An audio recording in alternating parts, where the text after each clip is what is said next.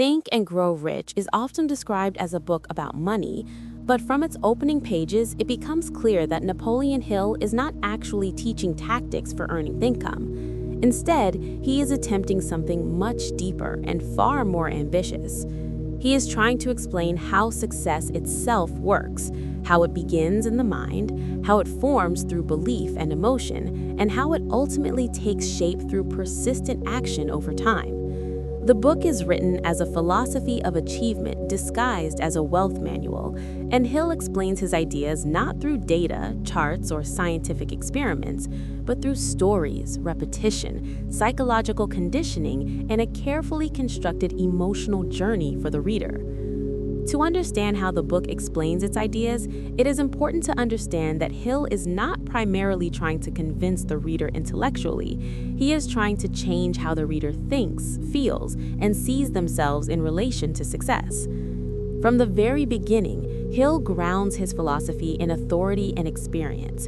He frames the book as the result of more than 20 years of interviews with some of the most powerful and wealthy individuals of his time. Figures like Andrew Carnegie, Henry Ford, Thomas Edison, and other industrial leaders are presented not just as examples of success, but as sources of a hidden formula.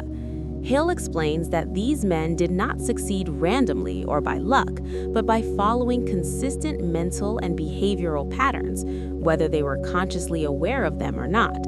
By positioning the book as a distillation of these patterns, Hill gives the reader the sense that they are being invited into a kind of inner circle where the real rules of success are finally being revealed. This framing is crucial because it creates trust. Before the reader evaluates the ideas, they are already primed to believe that these ideas work because successful people supposedly lived by them. Rather than presenting his philosophy as theory, Hill presents it as discovery. He writes as though the principles already exist as natural laws, much like gravity, and that his role is simply to name and explain them. This allows him to speak with absolute certainty. Throughout the book, ideas are not suggested cautiously or tentatively. They are declared with confidence. Statements like, "Whatever the mind can conceive and believe, it can achieve," are not argued step by step.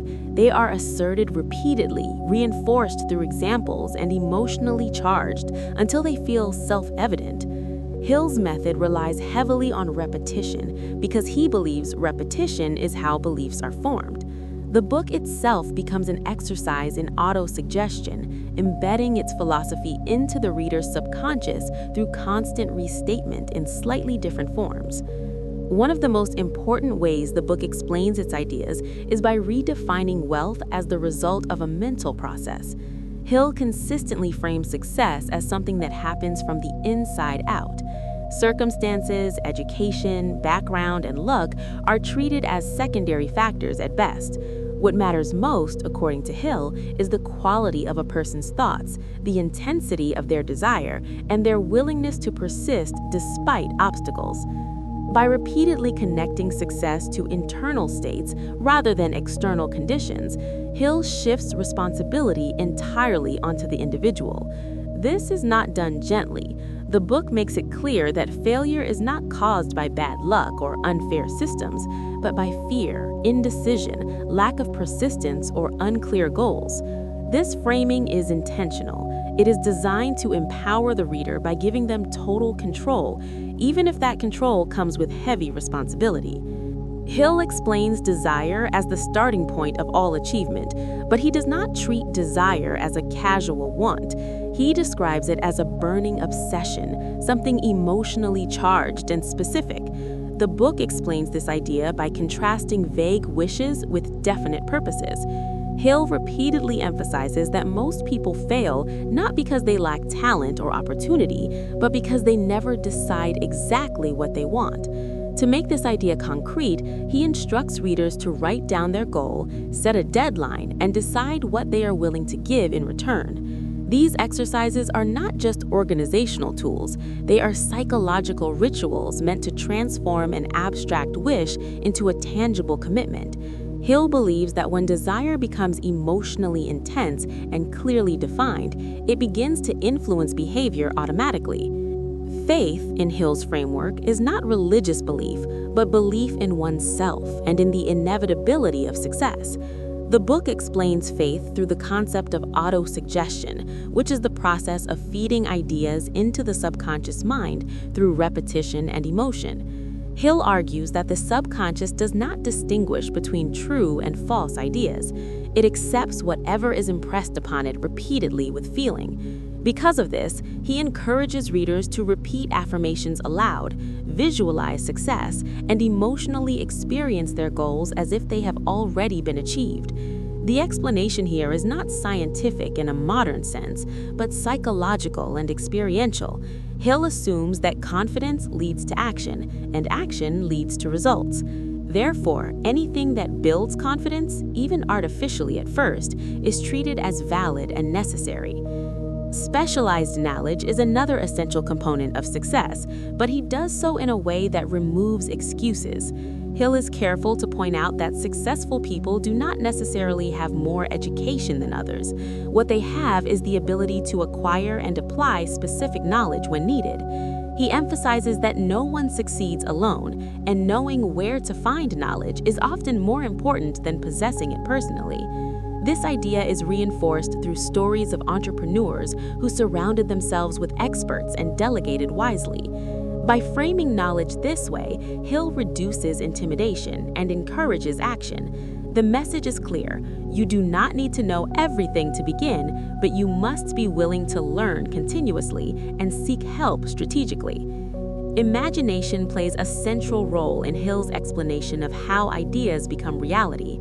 He treats imagination as the workshop of the mind, where plans are formed before they are executed. Hill distinguishes between different types of imagination, but more importantly, he emphasizes that all achievements begin as ideas. This is explained through examples of inventions, businesses, and innovations that started as thoughts before becoming physical realities. By repeatedly reminding the reader that everything around them was once an idea, Hill strengthens the belief that their ideas are capable of becoming real. This reinforces the core message that thought precedes form. Planning and action are explained as the bridge between mental states and external results.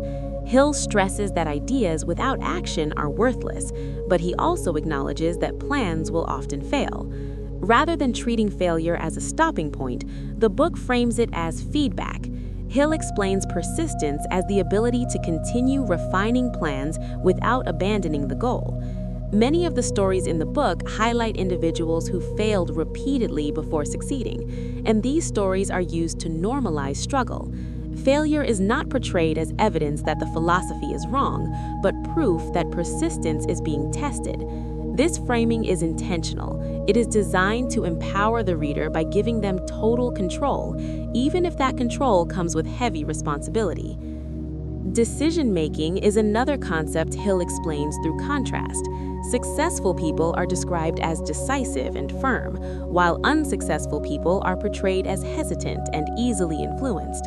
Hill argues that indecision is a habit that compounds over time, just as decisiveness does.